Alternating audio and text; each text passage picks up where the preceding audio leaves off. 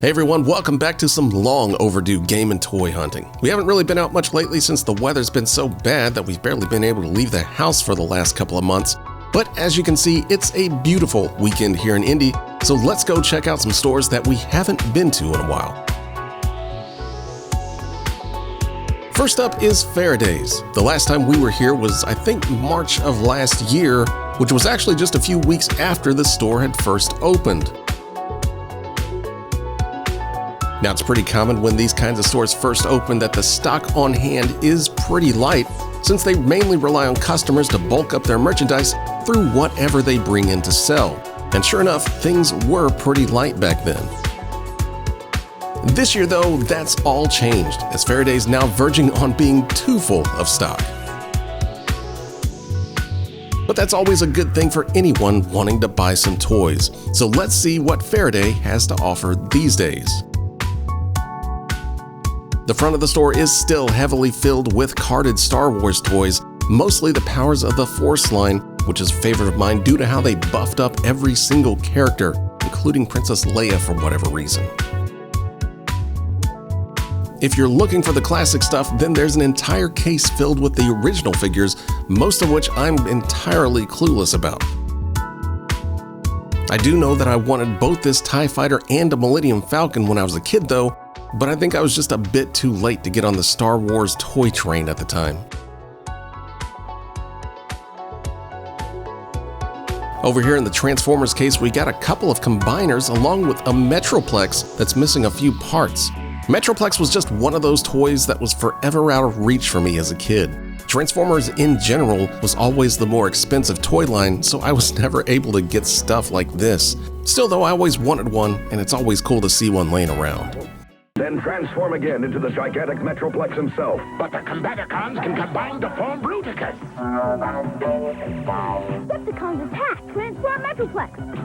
The Transformers! The Transformers from Hasbro. In the He-Man case, they've got a Snake Mountain that looks to be in pretty good shape, along with a Castle Grayskull and Talon Fighter with Point Dread.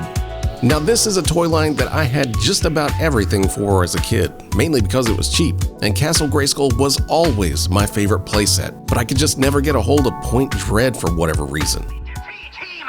Now use the Talon Fighter to stop Skeletor! In a flash, He-Man's hurled through space and time. Surrender to the power of Point Dread's Talon Fighter! You win, He-Man, but I'll be back! Point Dread and the Talon Fighter with record and storybook. You have to put it together. Action figures sold separately from Mattel.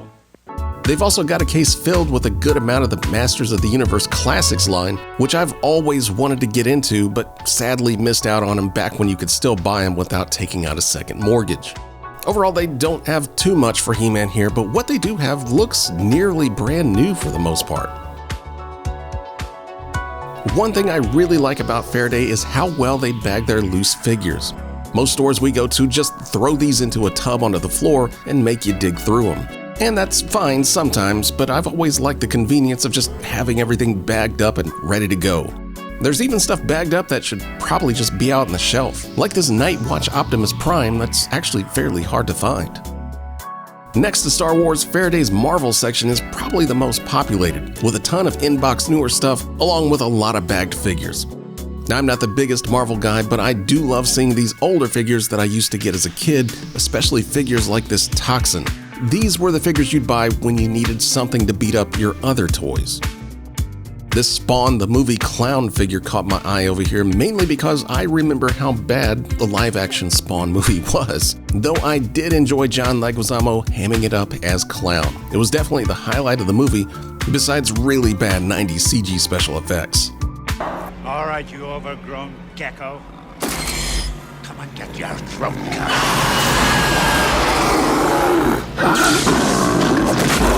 One thing I've noticed popping up a lot in the toy stores lately is dedicated horror sections, which I'm all for. Faraday has a few of the more recent monster figure releases here, along with some accessories to go with them. Though the thing that immediately got me excited were these Mad Balls. If you don't know what Mad Balls are, then I don't think I can explain them. Freaky fun is what they're for. There's so much ugly, so much more. Gross for one, gross for all. We play with a Mad Ball. We play with a Mad Ball. We play with a Mad Ball. Mad Ball. Mad Ball. Freaky fun for everyone, sold separately from Amtoy. Mad Ball. Madballs are just the best, though, trust me. I was also told by the owners that this is the only store in Indy where you can get this Kabuto Mushi toy line, which is apparently a custom line of toys with interchangeable parts. I hadn't heard of this one myself, but the figures do all look pretty cool. And right before I left, I noticed this display with probably the highest priced items in the entire store. A Beast Wars Soundwave, and even more impressive than that, a complete Monstructor. Beyond anything you've ever seen before. Transformer, monster pretenders. And their robots form a monster transformer. These are all incredibly rare on their own, let alone a full set together. And all of these look like they're actually in pretty good shape, so asking $700+ for this isn't out of the realm of sanity. I never even saw these as a kid, so this is a really awesome collection to have. As you can see, there's stuff just about everywhere in here, so I'm gonna shut up and let you guys browse around for a minute until it's time to go home.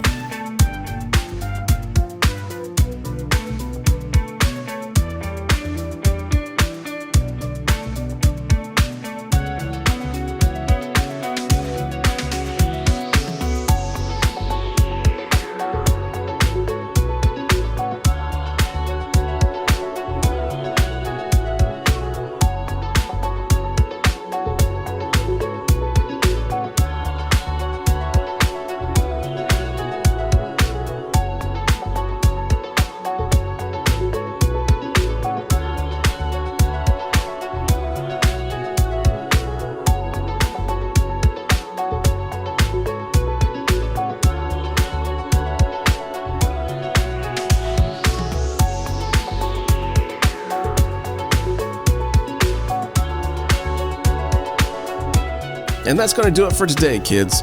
If you're around Indianapolis, then it's definitely worth heading down to Greenwood to check out Faraday's. It's a fun store and the owners are super fun to talk to. They're also always doing various gaming events and movies, so this is definitely more than your standard toy store. Anyway, thanks for watching, guys, and check back next week to see what we're up to if the weather allows it. So see you next time.